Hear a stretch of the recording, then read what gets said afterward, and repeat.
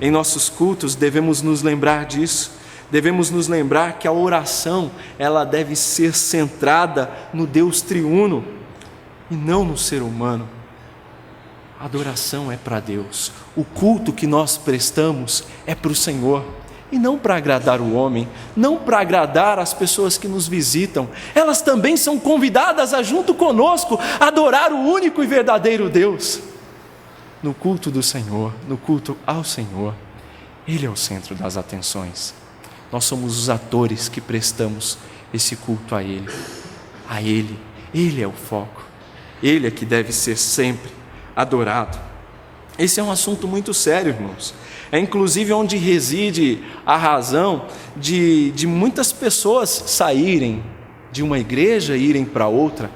Veja que boa parte das pessoas que saem de uma igreja e vão para outra, elas não saem da igreja onde estavam e vão para uma outra por problemas doutrinários. Normalmente não é por isso. Normalmente também não é por conta de algum ensino que ele não concorda. Normalmente também não é porque ele não gosta da mensagem que lá ele ouve, da exposição das Escrituras. Mas o que normalmente faz com que pessoas deixem uma igreja e mudem-se para outra igreja são os aspectos da adoração. A forma de adoração, a forma de culto que é adotada naquela igreja é que o faz mudar. Veja como isso é real hoje. E veja como isso é pernicioso.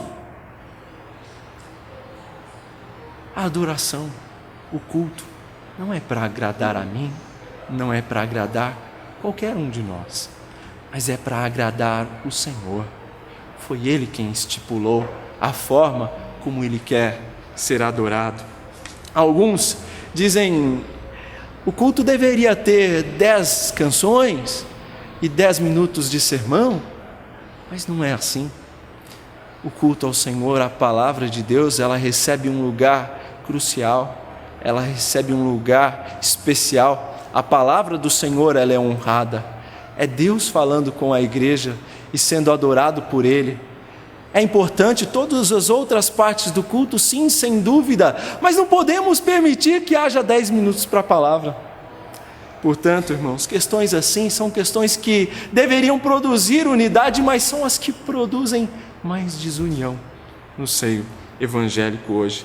Lembramos-nos que este mandamento, por meio deste mandamento, Deus requer de nós que o seu culto não seja profanado através de superstições, de coisas que são acrescentadas a ele, que não fazem parte do que Deus quer dentro do culto.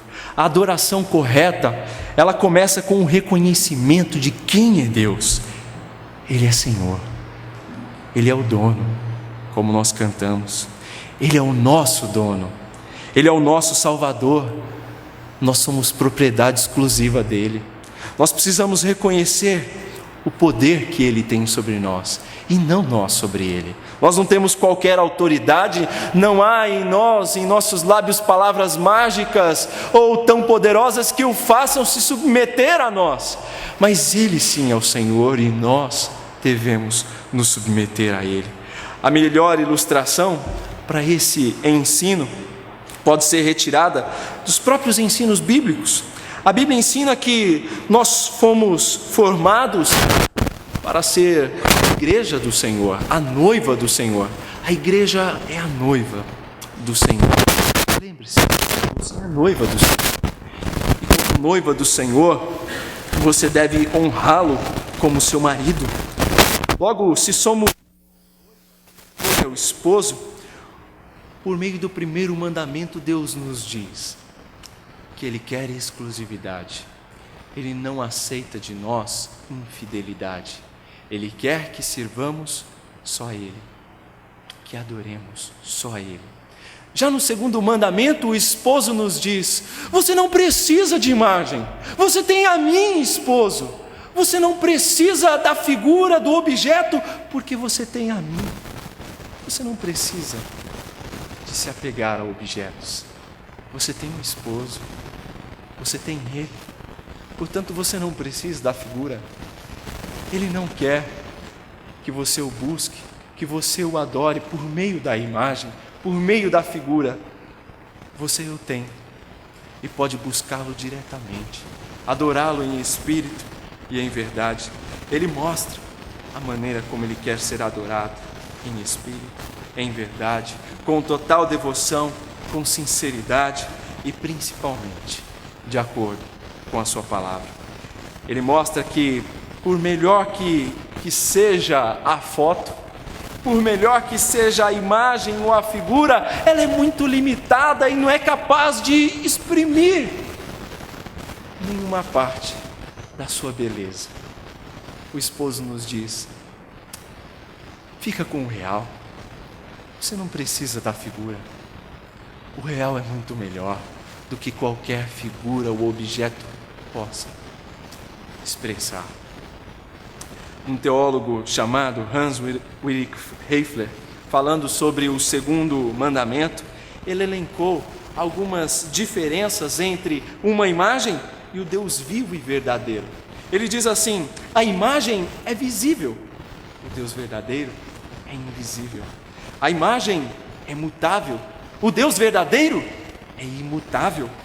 A imagem é destrutível, o Deus verdadeiro é indestrutível.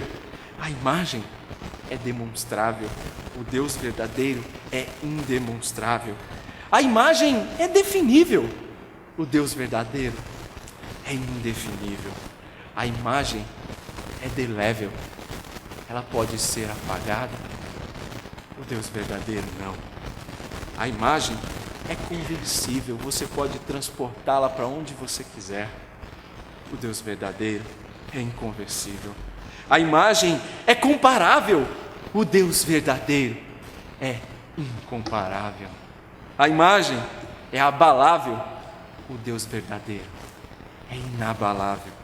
A imagem é impessoal, o Deus verdadeiro é pessoal e se relaciona conosco.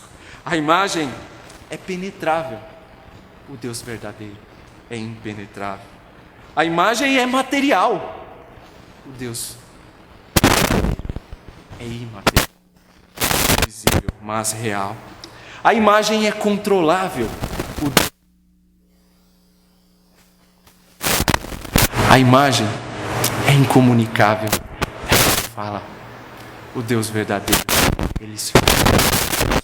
E por fim, a imagem é inanimada, o Deus verdadeiro é um Deus vivo, que se revela, que se relaciona, que se apresenta a nós como galardoador daqueles que o buscam e creem nele.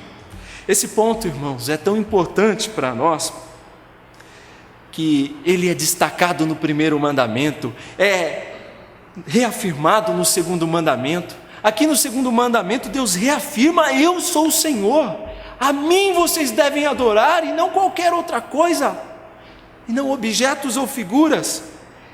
E mais importante ainda, é sabermos que, além de quem nós devemos adorar, nós temos que saber a forma como Ele quer ser adorado. Ele não quer ser adorado por meio de figuras ou objetos. Ele quer ser adorado espiritualmente, como Ele é. De que forma devemos adorar? O segundo mandamento, irmãos, ele proíbe expressamente a adoração de imagens e também por meio de imagens. Nós não temos o direito de adorar a Deus por meio de objetos.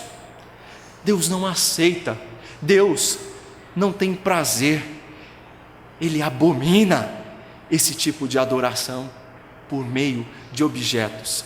Alguns vão dizer: mas eu não adoro aquele objeto, eu uso ele para me dirigir a Deus. Deus também não aceita.